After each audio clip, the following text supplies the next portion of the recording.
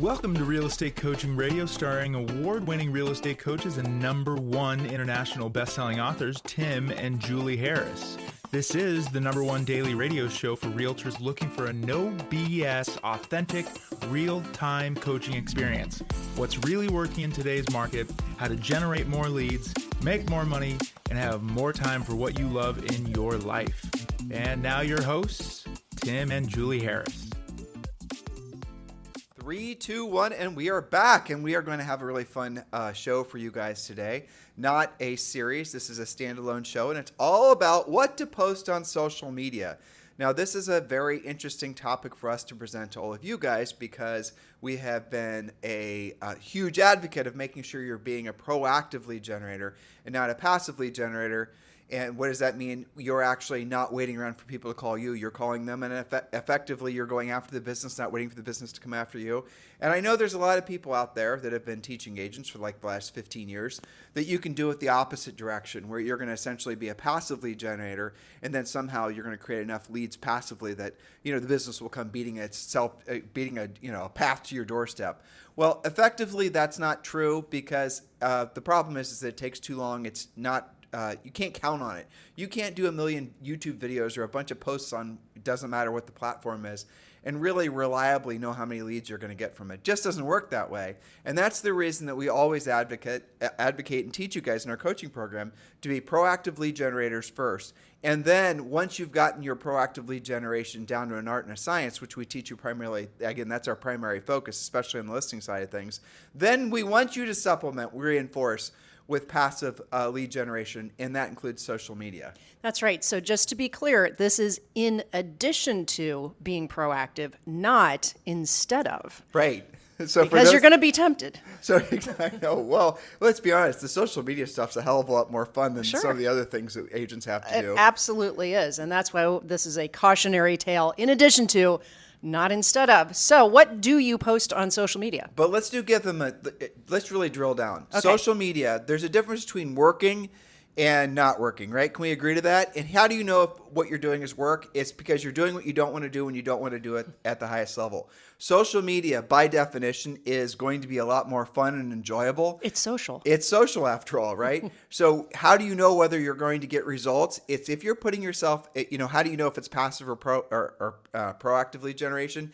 If you're putting yourself in a position where you can hear the word no, that's a litmus test as to whether or not you're doing your job. And one of the things we teach all of our top tier coaching clients to really focus on is if they're not putting themselves in the position to hear the word no at least 5 times from a prospective seller every single day, they haven't worked that particular day. And I want you to think about that. So if you're not putting yourself in a position to hear the word no from a prospective seller at least 5 times every single day, you did not work that day. Now, again, some of you are hearing what I said, and you're absolutely 100% beside yourself with revulsion that I'd even suggest you ever are putting yourself in a position to be rejected. Well, that's called doing your job. That's the doing what you don't want to do when you don't want to do it at the highest level. That's the reason you need skills. And by the way, I realize that a vast majority of agents out there have never learned the skills to know how to even put themselves in the position to even have the courage to, hear the word no at least 5 times a day because you guys have been spending too much time on the passive lead generation. How's that working out now that the market's changed? Julie and I have never changed our message in the 20 years we've been doing this, and we never will change our message because we've seen what happens to agents, to teams, to brokerages that spend too much time on the passive lead generating, thinking that somehow is going to make ends meet. What happens ultimately is they spend all of their money, they have no profit, and they go out of business, and they suffer silently because they should have learned how to be proactive lead generators. So just to really drill down on this, anything passive, social being the biggest passive thing there ever was, but anything passive is going to supplement, not replace, proactive lead generation. Be very clear in your heads about that.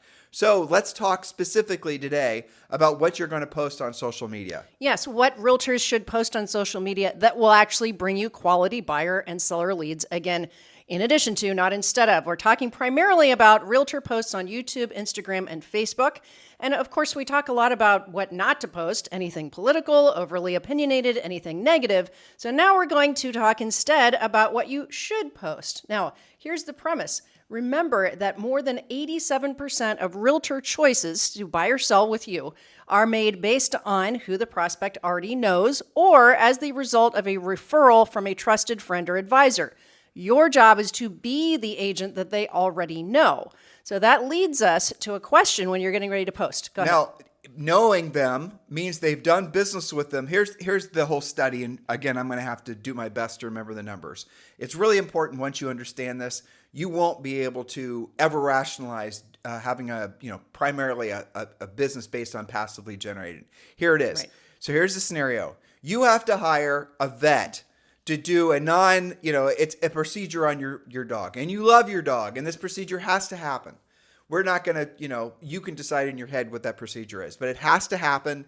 You have to do the procedure. You have to choose a vet. So let's say, and there's 3 filters you run through in your head, and everyone thinks exactly like this when they're choosing a vet, or they're choosing a roofer, or they're choosing a real estate coach, or they're choosing, it doesn't matter what.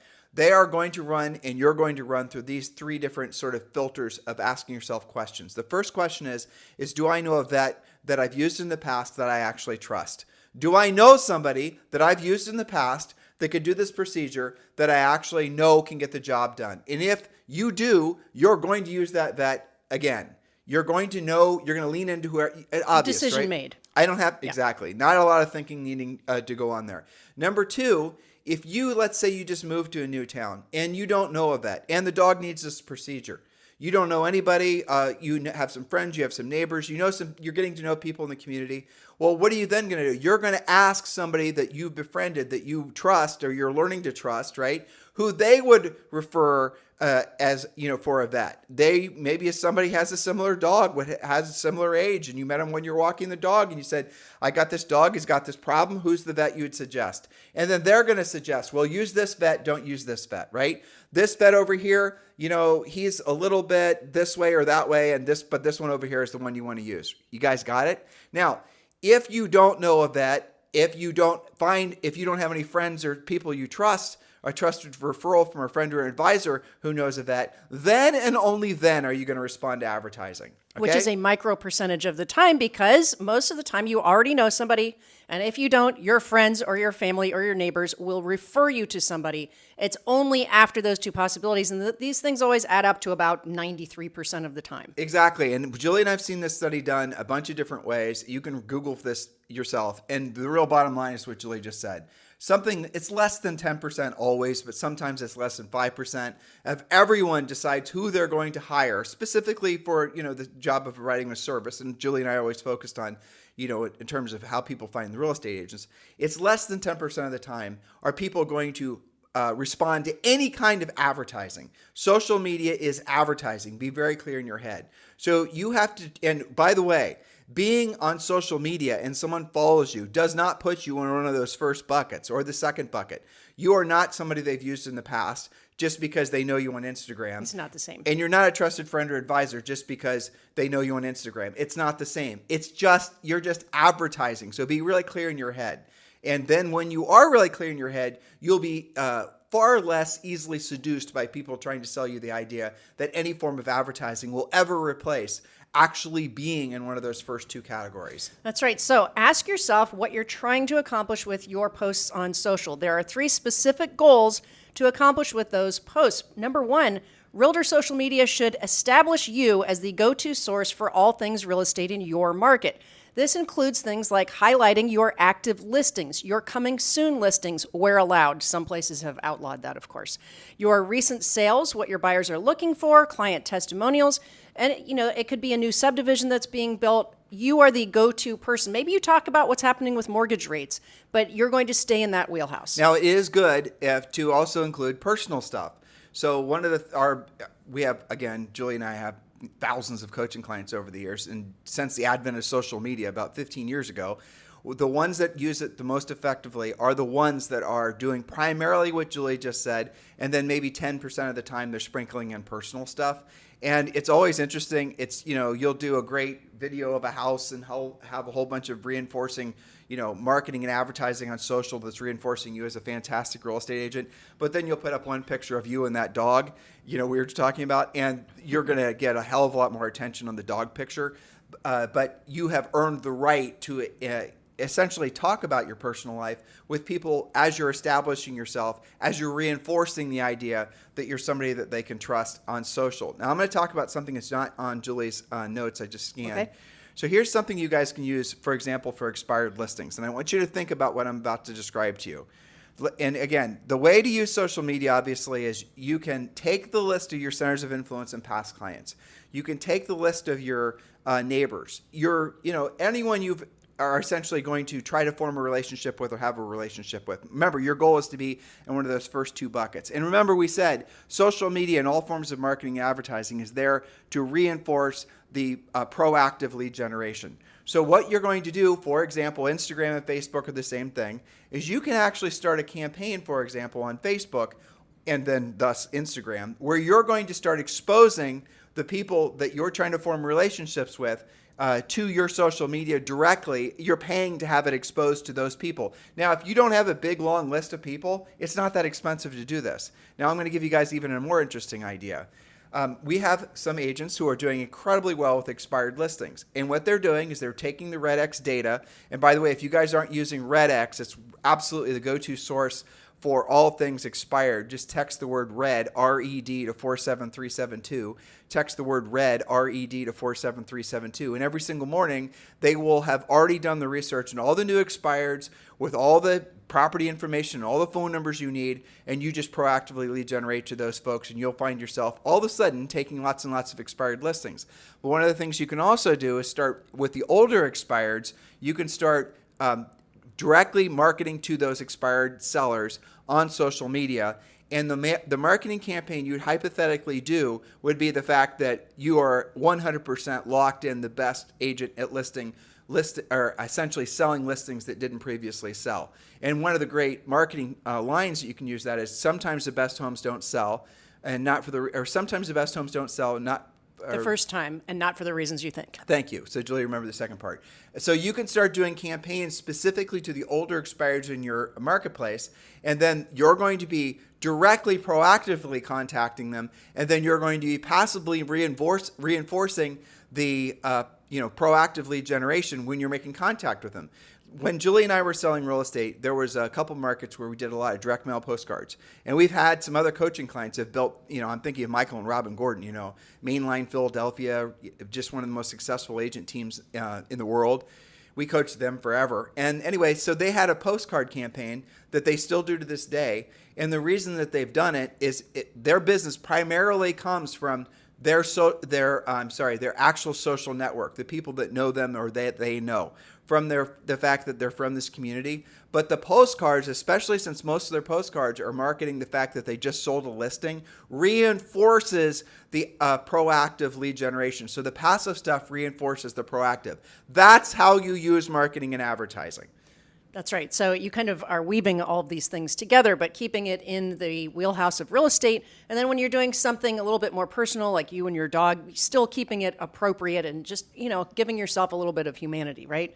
So point number 2, what should you ask yourself, in terms of what are you trying to accomplish? Point number 2, real estate agent posts should connect you with your center of influence. Tim was just talking about this, more closely to you and engage them in conversation. Now, this can range from inviting your sphere to an upcoming open house that you're hosting, interesting housing news, acknowledging their successes, and being a great resource of information relating to real estate. It shouldn't always be all about you. Comment and congratulate them on their successes as well. That's right. That's a fantastic idea. But again, just to make sure you're pulling all these thoughts together, none of this passive stuff ever replaces your voice-to-voice, belly-to-belly, face-to-face communication with a prospective seller. Your unfair advantage in life right now is doing the proactive face-to-face, belly-to-belly, voice-to-voice, direct proactive lead generation, because 99.9% of your competitors don't know how to and will never learn, because they're never going to put themselves in a position where they could feel any sense of, even the remotest sense of possibly being rejected, right? You're probably feeling like that now, but I'll give you a little secret. Once you develop the skills, once you know what to say and how to say it, you're very rarely going to experience any true rejection, because the conversations you're having with the sellers, They're always following the same exact pattern. You say this, they say this. They say that. It's almost to the point when you get really, really good at being a proactive lead generator that you know what the seller is going to say 3 minutes before they even say it, because they always say the same thing in the same order. It's like you're following essentially a script, but so are they. And that's the thing that's kind of magical about real estate sales is you know exactly pretty much every single seller is going to follow the same exact pattern, provided you are taking an organized approach to actually being a professional real estate agent. Exactly. So point number 3, realtor video posts should increase your presence online. So when people search about real estate in your town, you're more likely to pop up as the agent they're looking for. You'll have a professional image when somebody is comparing you to the other agents that they may be considering. Quote, top 10 reasons to move to Boise, or most popular neighborhoods in Austin, or condos with the best amenities in Portland are all real estate specific topics that can give you a great placement in a YouTube, which is Google, search. So keep it topical and keep it to your town. Don't be overly broad, because maybe I'm looking at, I'm comparing Boise to Portland, and I'm going to look up, why should I move to Boise versus why should I move to Portland? You could be somebody that can speak to that. But let's drill down on that. So I want you guys to go to YouTube, for example, and YouTube is the second largest search engine after Google. And then as if you are a consumer moving to, or maybe you're in that town, but you're looking for a property for sale, or you're looking for a listing agent, go and do actual research as a prospective seller in using YouTube search bar, right? And then start dropping in keywords and see what videos come up first, but also look to see the number of views that they have. Now, when you find, and you will find, that there's going to be a few agents who have dominated particular keywords, here's all you've got to do. Ready? This is very complicated. It's a 14,000 step process. It's called copy them. That's what you have to do. Okay, copy what they did. Now, here's how easy it is to copy what they did. When you look in, I can't really describe in words exactly how simple this is, but in every single YouTube video on YouTube, there's 3 little dots. I think it's by the title of the actual video. You click on it, and then you see the third option is transcribe video. You can get a full transcription of what that video is. The full, everything that they said, all the, hums and the ums and all the points. Then what you do is you take that video, you cut and paste the notes, and then you drop it into ChatGPT, and then you ask ChatGPT to write a video, a like script, an outline, a script for a YouTube video using these notes. And maybe you want to put in some more detail and then say include, Tim and Julie Harris, whatever, right? Include your name, whatever you want to add in addition to the transcription. And then what it's going to do is you have to, by the way, you have to tell it how long you want it to be. But you don't, maybe you just want a bunch of bullets. That's what it's going to churn out. Then it'll write probably 10 points for you, or it's going to write 15 points. And if you want more details, you say with detail, write it as if I'm moving to Boise, Idaho from, wherever, and I've got a family and I want to live in this particular area. You give it lots of detail. And then what it's going to do, it's going to go and actually write an outline for you for your own YouTube video version of whatever that video is. And you can do the same thing with the title of that video. So the video that, say, for example, is number 1 under relocation to Austin, Texas, you can then, whatever the title is, drop that into ChatGPT and tell it to, or ask it. You always say please and thank you, by the way. just in case. Right. And and then ask it to write maybe 5 versions of that subject line or that title, and then it'll do it. And I'll give you guys some little advanced coaching here. You can actually tell ChatGPT to write it so that it's optimized for YouTube SEO. How about that? So what it's going to do, it's going to write something that, frankly, when you read it, sounds a little clunky, but then take that description.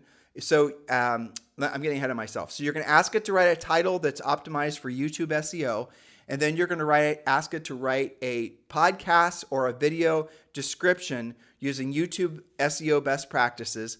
Remember, this is all based on the notes that you just had it create, and then it's going to do all the work for you. Not only do you not have to create an outline, but you don't have to create a title, and you don't have to create a podcast description. Matter of fact, podcast descriptions are that we use now are almost exclusively written by ChatGPT.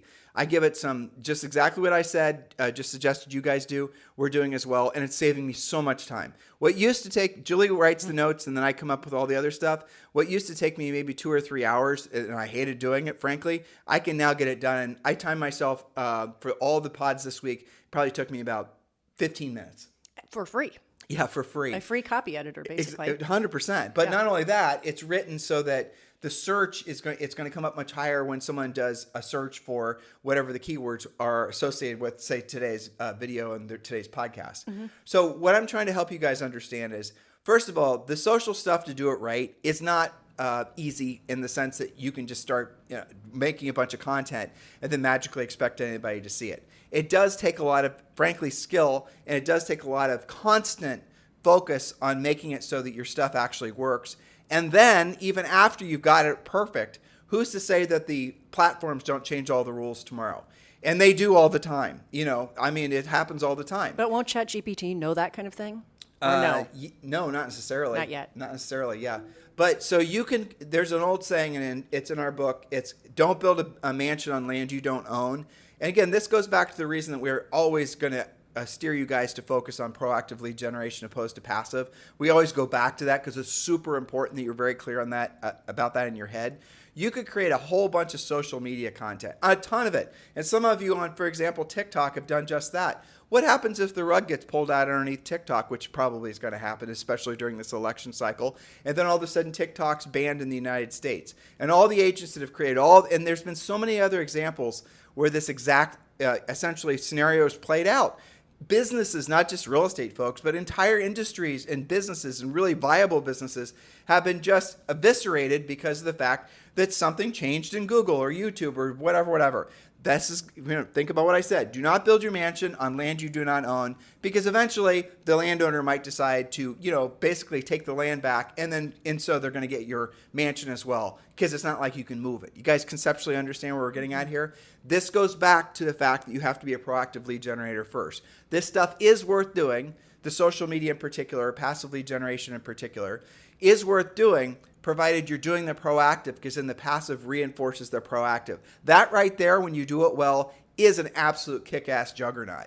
Yes, and speaking of being proactive, let's say that you just did cut that video with the assistance of ChatGPT, and maybe that was relocating to Seattle, for example. So always have, this is your bonus point, always have a call to action that's known as a CTA at the end of each video. But keep it very clear. For example, to find out what your home is worth in today's market, call or text me at your phone number. Or for information on all homes currently available in your desired neighborhood of Seattle, maybe name the neighborhood name that meet your criteria, call or text me at your phone number. You're actually asking for what you want. You're being more proactive. Otherwise, you just did, a nice looking video that's kind of like a public service announcement. You got to ask for what you want. Yes, and the nice thing about all the social media stuff in particular is definitely becoming more ubiquitous because of, guess what, AI. So doing all of this stuff is going to become easier, and frankly, you're going to have to know a hell of a lot less. Which removes all of your excuses. Well, it does, but I'll tell you what I really love about it. It makes it so it's going to be super easy to delegate. Yes, that's too. That's the main thing, is you're going to be able to essentially delegate, guess what, the creation of all your social media to AI. And then AI will be able to create voice simulations using your real voice. You'll have one-to-one videos using your, guess what, actual face on videos. All this is going to start to materialize. I'd be shocked if there weren't agents creating unbelievably good videos passively using AI. And, again, I love to ramble on about AI because I just think it's incredible. We haven't experienced, there's very few things in our lifetimes, any of us, that will experience that's going to be as, monumental as AI. There just isn't, especially at how fast it's progressing. But just stay tuned to this podcast, guys, because we're always going to keep you ahead of everything. And we're always going to keep you focused on the things that are actually going to keep you in a position of being of service to other people and helping you make money. We're not going to chase shiny objects. We're not going to tell you there's secrets to real estate or life in general. We're not going to lie to you. We're going to tell you the truth, which is at the end of the day, if you want ever increasing levels of success, do what you don't want to do when you don't want to do it at the highest level. Now, speaking of which, our social media, we have been creating more personal content on our Instagram page, specifically about Julie and I at the gym. Why? It's not that, for any narcissism reasons, I don't think. I mean, that's how I feel. No, definitely not. The reason is because you guys are seemingly appreciating the fact that Julie and I are doing what we don't want to do, and we don't want to do it at the highest level, and we're not making secrets of it. Essentially, when you look at the Instagram posts, you'll know exactly what I'm talking about in videos. But what I'm trying to share with you is by doing that, we're helping, and I appreciate this. A lot of you are saying, well, I've decided I'm going to lose weight, or I've decided I'm going to go back to the gym myself. And one of the magical things is some of you have been messaging us on Instagram and also on YouTube too. And you're telling us how you're now combining knowing how to, or learning how to, or mastering the art and science of being a proactive lead generator with working out. And I've received quite a few posts in the last month.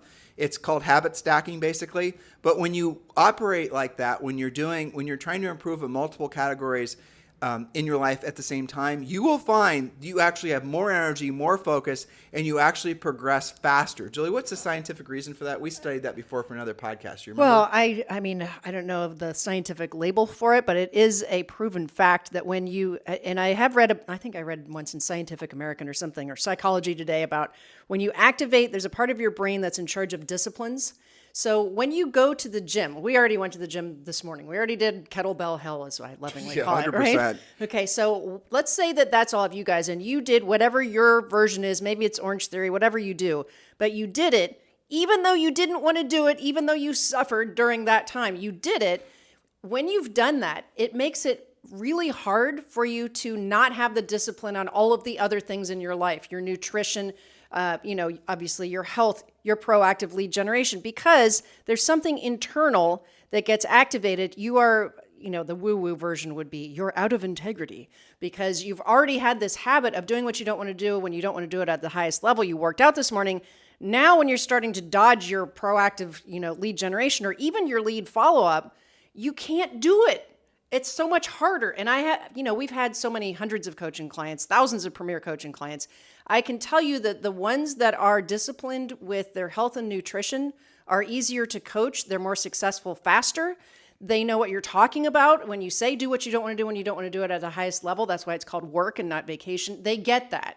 So I don't know scientifically what's going on there, but there is some proof that shows once you have activated a discipline, you can then stack that discipline or that habit on top. Well, I mean, it's easier. We're moving off topic, but still, this is worth talking about because the fact that you guys seem to appreciate it. It is interesting as well, Julie. A lot of the personal coaching clients that you took on this year were wanting to learn how to build their business to the next level because of this market. And a lot of them are really focusing on their health too. Yes, absolutely. We know because they send us pictures of they're on their walk, they're bicycling, they're doing what they do, and they show that they're listening to this podcast. There's a picture of their phone in their hand, which we love. So yeah, it does make a huge difference, but it really helps to also be involved in premier coaching so that you're not alone. Why would you try and have all that discipline all by yourself? Why wouldn't you want to be around like-minded people and coaches? So all you have to do is text the word Premier, Premier, to 47372, or I think they can also go to premiercoaching.com. That's right. And you guys can join now, and it doesn't cost you anything to join, and you do receive a month's worth of daily semi-private coaching calls and a lot of other really drilled down information you need in this market. So I think we made it very clear what our stance is on any form of marketing and advertising. Social media is marketing and advertising, and hopefully all of you guys are now going to feel, I think intuitively, you knew what we just said was true. A lot of you have always felt this way, and you were looking for someone to, I think, validate what your intuitive angst was about a lot of this social media stuff, and we just have. So the bottom line is, it will never, ever, ever, ever, ever replace actual, honest-to-God communication. The more people go digital, more people go AI, more people lead into things that are passive, the more powerful those of us who know how to have meaningful conversations, especially meaningful sales conversations that are leading a seller to make the decision to want to do business with you. The more folks that know how to do that, I mean, you're not going to have any competitors, is what I'm saying. The better you get at that skill set, And frankly, there's a whole generation of agents that are never learning it because they're being fed the wrong information. Oh, that's the old way of doing business. Really? Is that really how it is, the old way? Or is it that you never actually learned how to do it, so you just say it's the old way to try to validate the passive way that you're... I mean, guys, really trust your instincts about all of this and go back to the facts. Go back to... Sorry for facting with you today, but go back to the statistics of how someone goes about choosing a vet or a roofer. And really think about that. You operate the same way. I mean, you're not just whipping out the Instagram looking for a roofer, are you? You're using a roofer you've used before. You're asking a trusted friend or advisor. And then maybe, just maybe, I mean, Julie, I have a refrigerator that needs work. And there are lots of ads on lots of different places for repair people. Yeah. And we didn't use any of them. Well, where did we start? Who do we know? Well, who do we know? And well, guess what? Julie knew somebody. And that's who we're going to use again. Not brain surgery here, guys.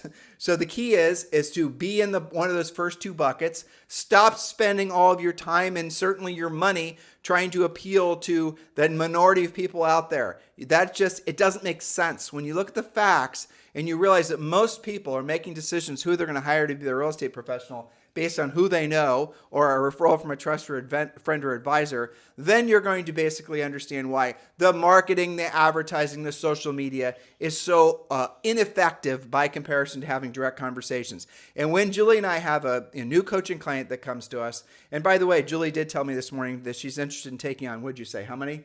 Maybe 3 to 5 tops. So if you're interested in being personally coached by Julie, she said 3 to 5. She said 3 to me this morning, so maybe it's 5.